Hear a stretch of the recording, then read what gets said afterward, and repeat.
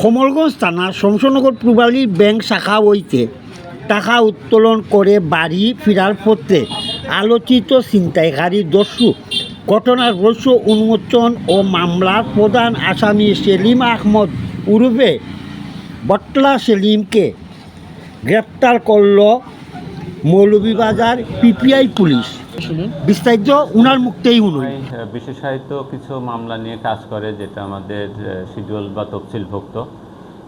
তো সেক্ষেত্রে আপনার এই যে খুন, ধর্ষণ বা এই ধরনের দস্যুতা বা অর্গানাইজ ক্রাইমের যে বিষয়গুলো, তো আমরা এই যে দেখলাম যে গত 22/6/2026 তারিখে হলো কোমলগঞ্জে একটা মামলা রুজু হয়, যেখানে আপনার হেনা বেগম ব্যাংক থেকে, পূবালী ব্যাংক থেকে টাকা তুলে ফেরার পথে, তার সিএনজিতে ফেরার পথে তার সিএনজি আটকিয়ে আপনার তার কাছে থাকা 1,43,000 টাকা এবং চেক বই নিয়ে নেয়, এই ধরনের মামলা। এটার পরে আমরা ছায়া তদন্ত শুরু করি, সিসি ফুটেজ ওখানে সংগ্রহ করি, সিসি ফুটেজ বিশ্লেষণ করে আমরা কিছু ওখানে ছবি পাই এবং মোটরসাইকেল ওখানে আমরা পাই। সেগুলো দেখে আমরা আমাদের যে ডাটাবেজ আছে সেটা বিশ্লেষণ করে আমরা সেখানে সন্দিগ্ধ হিসাবে সেলিম বটলা, সেলিম নামে, যার পুরো নাম আপনার হলো অনিক ওরফে বটলা সেলিম, তাকে আমরা শনাক্ত করতে পারি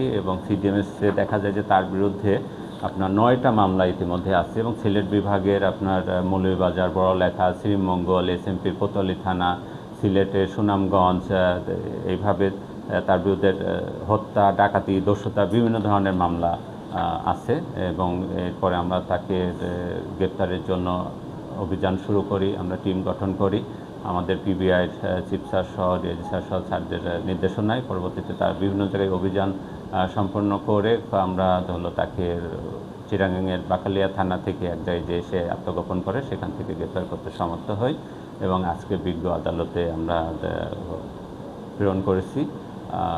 সেখানে হয়তো 164 বা রিমান্ডের বিষয়ে সেটা বিজ্ঞ আদালতে শুনানি অন্তে আইনগত ব্যবস্থা গ্রহণ করা হবে এবং সে কিছু আমাদের আরও তার সহযোগীদের নাম বলছে, আমরা তাদেরও গ্রেপ্তার করার অভিযান পরিচালনা করছি। তো আশা করি যে এর মাধ্যমে এই ধরনের সংঘবদ্ধ একটা চক্র, যারা এই সিলেট বিভাগের বিভিন্ন জায়গায় এই ছিনতাই, দস্যুতা, এই ধরনের ঘটনা ঘটাচ্ছে, সেটার মাধ্যমে আইন শৃঙ্খলা নিয়ন্ত্রণের ক্ষেত্রে কিছুটা হলেও ভূমিকা রাখবে এবং এই ধরনের অভিযান আমাদের মূল স্টেক হোল্ডার থানার পাশাপাশি র্যাব বা আমরা বা অন্যরা হয়তো করতে বা এই ধরনের অভিযান পরিচালনা অব্যাহত রাখতে আমরা সমর্থ হব। তো এটাই আপনাদেরকে জানানোর জন্য মূলত আজকে আমার আপনাদের সাথে বসা। ধন্যবাদ সবাইকে।